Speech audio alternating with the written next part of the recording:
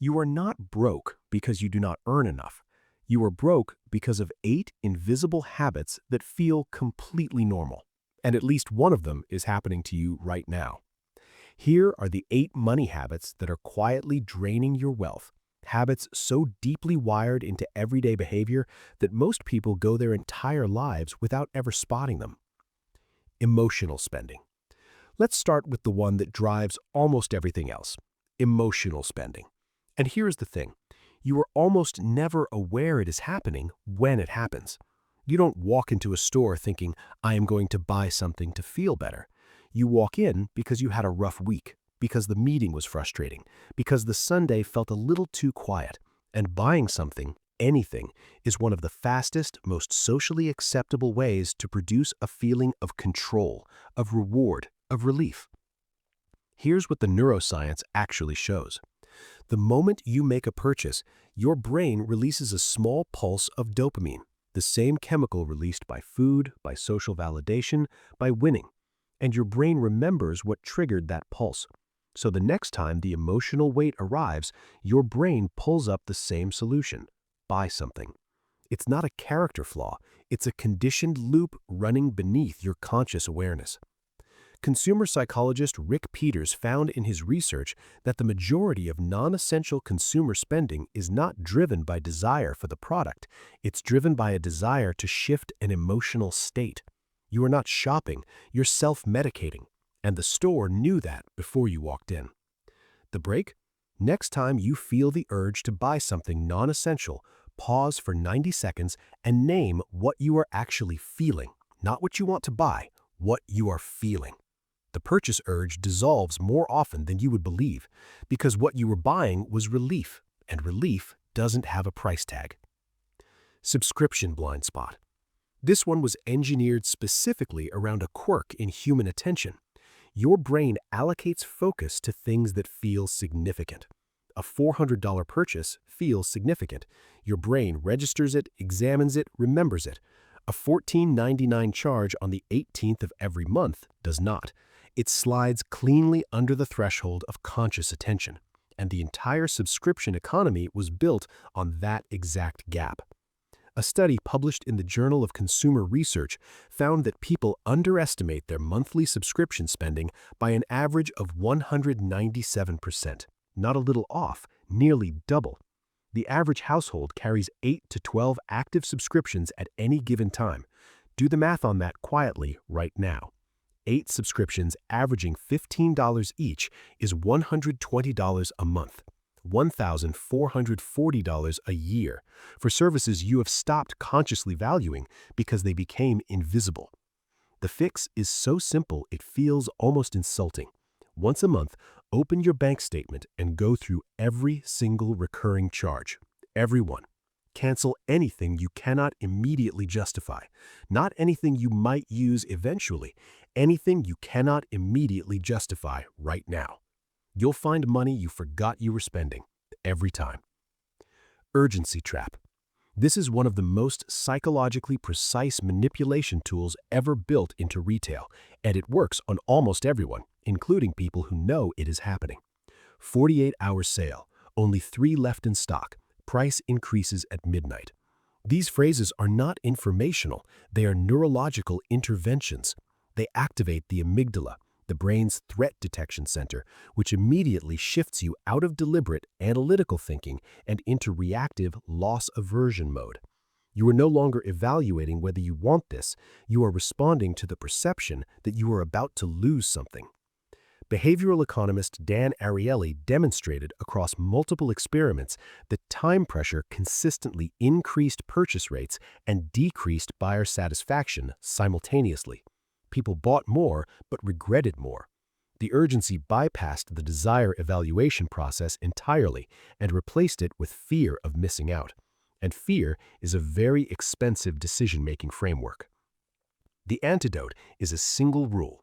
Anything non-essential that triggers urgency in you, wait 24 hours. Just 24 hours. Give your prefrontal cortex time to come back online. Give the artificial panic time to clear. Then ask whether you actually want the item or whether you were just afraid of losing it. The answer, a remarkable percentage of the time, is that the thing you almost panicked bought was something you never needed at all. Social spending. This one is the most human habit on this list, which is exactly why it's so expensive. A study in the Journal of Consumer Psychology found that people make faster purchasing decisions, spend more money, and show less price sensitivity when shopping in the presence of friends or peers than when shopping alone. Not because their friends pressure them, but because the social brain, which is always running in the background, calculating group membership and belonging, interprets generous spending as a signal of social fitness. You split the expensive bottle. You go to the nicer restaurant because that's where the group goes. You buy the concert tickets because everyone is going, and opting out feels like opting out of the relationship. None of these feel like financial decisions. They feel like social ones. And your brain doesn't run cost-benefit analysis on love and belonging. It never has. The solution is not to become a hermit. It's to recognize social spending as its own budget category, a real, legitimate category you fund intentionally, and stop keeping invisible financial score with the people around you. Because most of the time, the people you're spending to match are themselves spending to match someone else, and nobody in the chain is as comfortable as they look. The minimum payment illusion. This habit feels responsible from the inside, and that's what makes it so dangerous. You have a credit card balance, you can't pay it all right now, you make the minimum payment. You have met your obligation. You've been a responsible adult. Except here's what is actually happening mathematically, and this number needs to land with full force. If you carry a $5,000 balance on a credit card at 22% annual interest, close to the current U.S. average, and you make only the minimum payment each month, your repayment timeline extends beyond 17 years, and the total interest you will pay exceeds $6,800. You will pay more in interest than you originally borrowed for a single month of spending stretched across nearly 2 decades. The minimum payment is not a courtesy from the credit card company, it's a revenue mechanism. It's designed to keep your balance outstanding as long as possible, generating maximum interest, while providing just enough visible progress that you feel like you're managing the situation. You are not managing it, you are funding it. The rule that breaks this is simple. Always pay more than the minimum. Even $30 more, even $50 more. Every dollar above the minimum attacks the principal directly, the actual amount owed, and shortens your timeline dramatically. The minimum is a floor. Never treat it as a target. Lifestyle inflation. You get a raise, and almost immediately, without consciously deciding anything, your life gets slightly more expensive. The apartment upgrade, the nicer car, the restaurants with the extra zero. Not because you planned it, but because the new income unlocked a new permission level, and human social instinct interprets income growth as an invitation to display it. Behavioral economists call this consumption smoothing, but what actually happens in practice is far more consuming than smooth. A landmark study by economists Dirk Kruger and Fabrizio Perry tracked American households over 20 years, during which incomes rose substantially. Savings rates declined. People consumed their income growth almost entirely and arrived at the end of 2 decades with nearly identical financial vulnerability to where they started, just with more expensive furniture.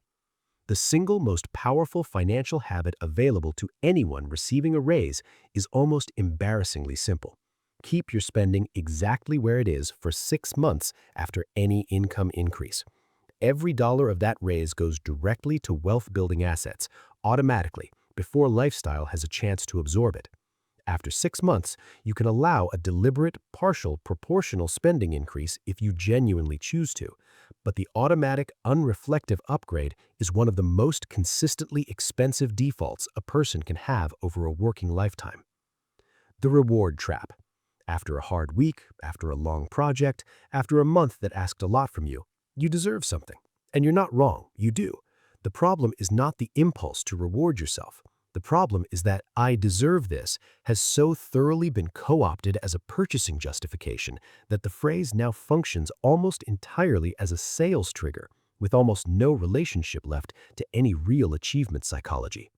Real reward, the kind that produces lasting satisfaction, that reinforces motivation, that the brain genuinely registers as meaningful, is specific, proportional, and connected to a genuine effort completed. The brain's reward circuitry responds to the feeling of having earned something, reached something, finished something real. What the consumer economy did was take the emotional language of earned reward, you deserve this, treat yourself, you've worked hard, and detach it completely from any real earning, attaching it instead to a purchase that has no relationship to any real achievement.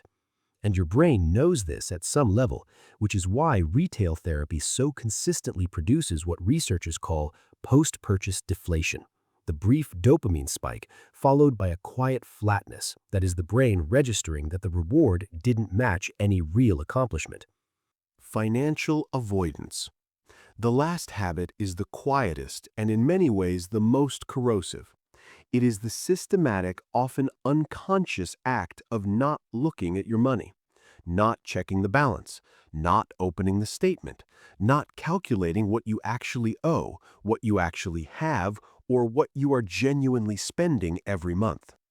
Financial psychologist Brad Klontz, who has spent decades studying what he calls money disorders in clinical populations, identifies financial avoidance as one of the most prevalent and destructive money behaviors in the general population.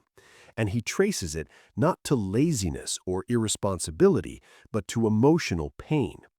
Looking at your finances when they are struggling feels like confronting a personal failure, and the human brain, which is exquisitely calibrated to minimize emotional pain, simply looks away.